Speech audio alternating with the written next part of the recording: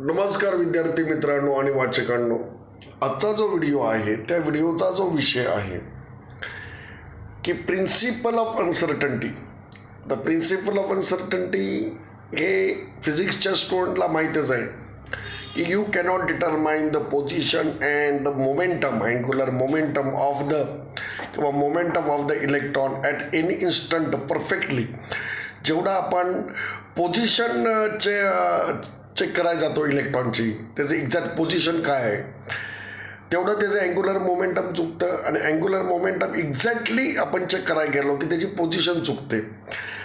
तर हे जे प्रिन्सिपल आहे या प्रिन्सिपलवरून निल्स बोर आणि अल्बर्ट आईन्स्टाईन या दोन दिग्गज शास्त्रज्ञांमध्ये त्यावेळी प्रचंड वाद झाला होता. तर Albert Einstein was absolutely right. त्यावेळी अल्बर्ट आईन्स्टाईन सर असे म्हणाले होते की God does not play a dice. God does not play a dice म्हणजे बरोबर आहे ते, कारण का principle of uncertainty it is the basic virtue of the universe. पण त्याच्यामध्ये सुद्धा काहीतरी नियम असतात.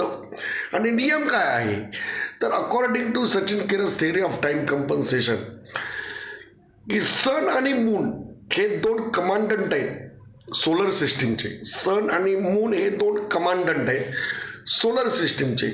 मूनची पोझिशन अकॉर्डिंग टू सनच्या पोझिशन किंवा अर्थच्या पोझिशननुसार चेंज होत असते. मूनची पोझिशन आहे ना ही नेहमी चेंज होत असते आणि मूनची पोझिशन ही नेहमी चेंज असल्यामुळे uncertainty is the basic virtue of the universe. म्हणजे अल्बर्ट आईन्स्टाईन म्हणाले होते ते बरोबर आहे. तुम्ही जर मूनच्या पोझिशन जर चेक केला का नाही तर principle of uncertainty at some extent we will reduce definitely. तर ज्याविषयी जास्त डिटेल पुस्तकामध्ये लिहिलेलं आहे त्या पुस्तकाचं नाव आहे Sachin Keras theory Newton's laws of motion must be modified. Sachin Keras theory of time compensation, sun integrate and moon differentiate. तर वाचकाने हे पुस्तक वाचावं आणि त्याच्या प्रतिक्रिया कळवाव्यात ही नम्र विनंती. थँक्यू, धन्यवाद.